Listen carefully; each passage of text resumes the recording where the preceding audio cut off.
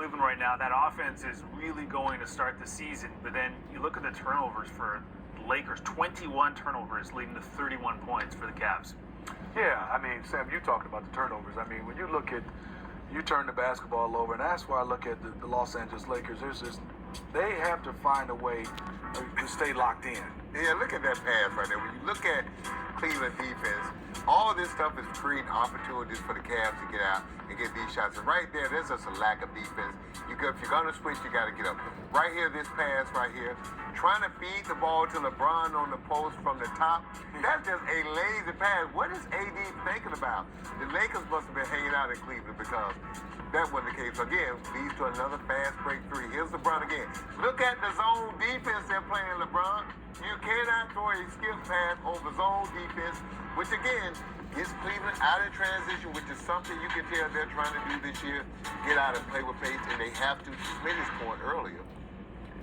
That backcourt, Donovan Mitchell and Darius Garland, two little guards. You got to play fast because both of those ball guys need the ball to be effective. If you play half-court basketball, now Evan Mobley don't get his touches. So it kind of disrupts the apple cart. So give Coach credit. They're playing faster. They're getting up a lot of threes, which again, when you play that way, it makes people play defense and play together. And you mentioned Evan Mobley, too, averaging 9 drives a game. He just seems so much more aggressive this season. You know, that's what I like about him. If watching him at times, he'll give you those moments where he wants to dominate, where he wants to be a power forward. Then he'll give you that moment where he wants to be a two-guard at 7 feet. I think for him is just continue to go in the paint.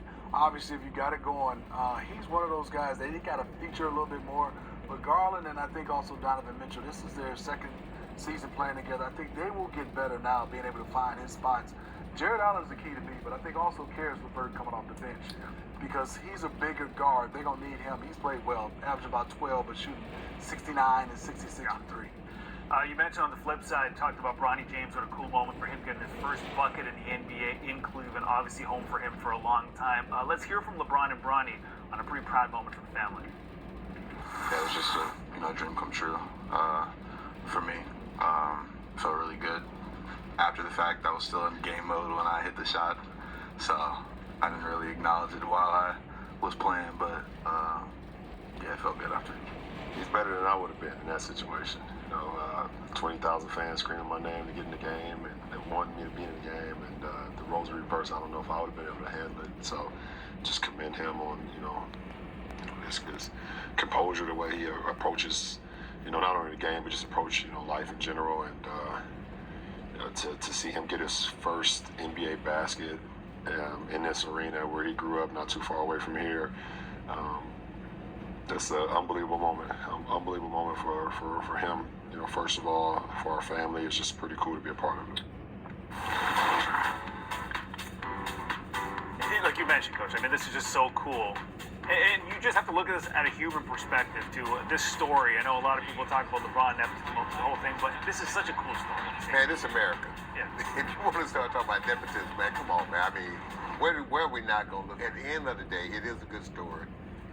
I just hope after this and everything's settled down, give the young man a chance to go develop and see what he can be. I don't know what he can be. Look, people told me I could never play in the NBA. I played until I was 40. So, again, people telling you what you can't do, that doesn't control you. That doesn't set you on your path. So, he's got all the opportunities. Father's a great player. The Lakers are going to support him in all ways, Smitty. At the end of the day, it's just going to come down him putting the work in, staying healthy, and is he good enough? Yeah, and I think you're right, Sam. I mean, if you watch him, he didn't get a chance to really play last year in college. And then now, some league he struggled. He needs to play basketball. Yes. And he needs to get a chance to play at a level where he's not just standing in the corner. Well, he can be the man. Well, I don't know if he's going to be the man. Well, try to be the man. I just think he has to play basketball. Yeah. Just get a feel for playing with it, without it, playing 30, 40 minutes.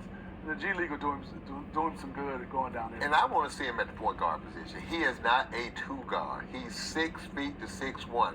Play him at his natural position, the point guard. That's what the G League is for. People need to stop. The G League coaches need to stop worrying about winning championships in the G League where nobody understands or cares. Your job is to develop. And teams need to understand. Stop putting pressure on coaches in the minor leagues to win. You win in the minor leagues when guys come up and can fit into your rotation and help you to continue to win when you have injuries.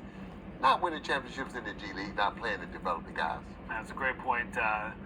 Lakers losing this one 134-110.